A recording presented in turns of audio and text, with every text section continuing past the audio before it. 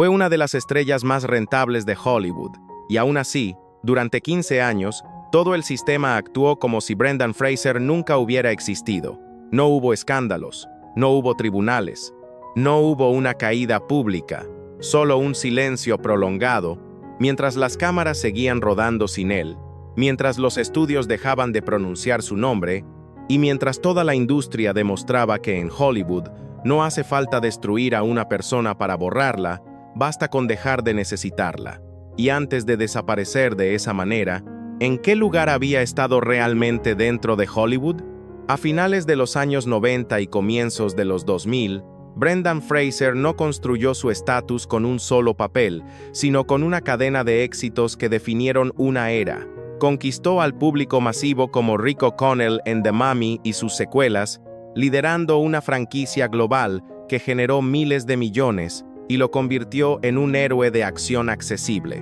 Fue el rostro de la comedia familiar en George of the Jungle y Bedazzled, demostrando una versatilidad física y carismática que pocos actores poseían, y al mismo tiempo sostuvo proyectos de alto perfil como Journey to the Center of the Earth, confirmando que su nombre bastaba para vender entradas en mercados internacionales, porque en ese punto, Brendan Fraser representaba exactamente lo que Hollywood más valoraba: un actor reconocible, rentable, sin escándalos, capaz de atraer audiencias de todas las edades y de encarnar un tipo de estrella que el sistema podía explotar sin riesgos. Pero mientras su imagen en pantalla seguía siendo rentable, tras bambalinas comenzaron a aparecer grietas silenciosas, lesiones físicas acumuladas tras años de rodajes exigentes, cirugías constantes que fueron desgastando su cuerpo, un agotamiento discreto que ya no encajaba con el mito del héroe incansable,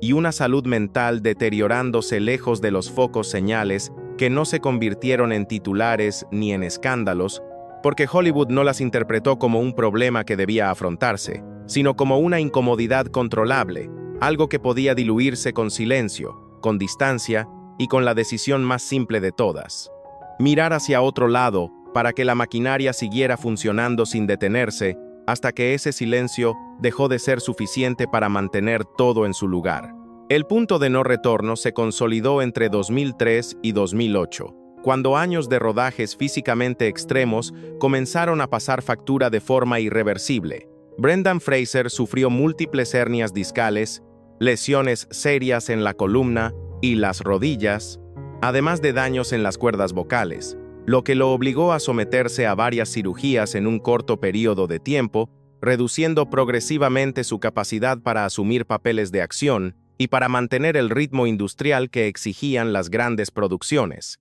Tras el estreno de The Mummy, Tomb of the Dragon Emperor en 2008, su presencia en franquicias y proyectos de alto presupuesto disminuyó de manera evidente, no como resultado de un escándalo ni de una decisión pública, sino porque su estado físico dejó de encajar con el modelo de actor rentable y disponible que Hollywood necesitaba, convirtiendo lo que al principio parecía una ausencia temporal en una desaparición prolongada que ya no podía ocultarse. Frente a la pérdida progresiva de fiabilidad física y comercial, la reacción del sistema no fue un rechazo frontal ni una condena pública, sino una retirada estratégica y calculada.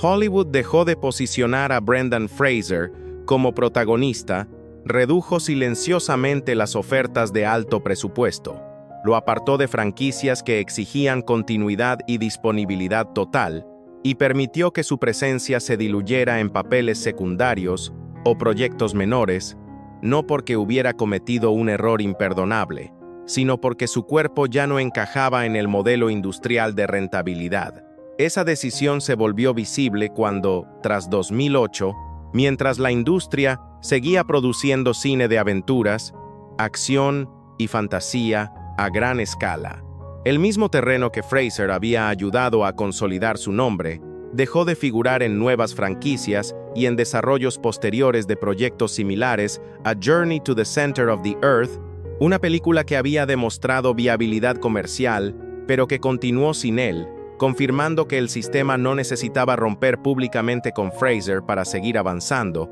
solo reemplazar el engranaje humano y continuar funcionando bajo una lógica donde la lealtad no es personal ni artística, sino estrictamente funcional. Con el paso del tiempo, el regreso de Brendan Fraser al centro de la atención con The Whale fue celebrado como una historia de redención personal y reconocimiento tardío, un momento emotivo que el público abrazó con alivio, pero ese retorno no reescribe los años de ausencia ni repara el vacío que dejó su desaparición silenciosa, porque su legado no se construye únicamente a partir de un premio, de un aplauso o de una segunda oportunidad excepcional, sino también a partir de todo lo que ocurrió cuando dejó de ser funcional para la industria, cuando el sistema avanzó sin él, sin dar explicaciones, sin asumir responsabilidades y sin detenerse a mirar atrás, y es precisamente ahí donde su historia deja de ser individual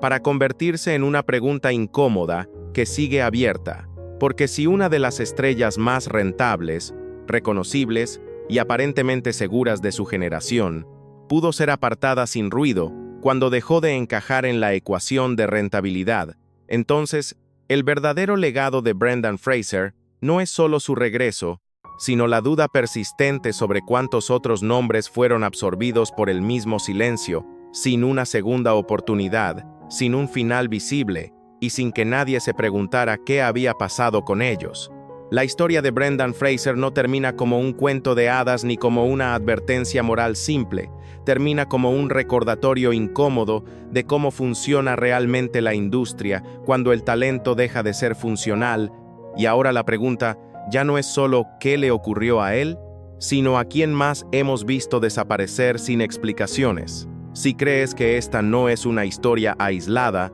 deja tu opinión, comparte este video y dime qué otro nombre debería ser analizado en el próximo episodio de Gok Huat Dien Bien, porque mientras sigamos mirando hacia otro lado, el sistema seguirá funcionando exactamente igual.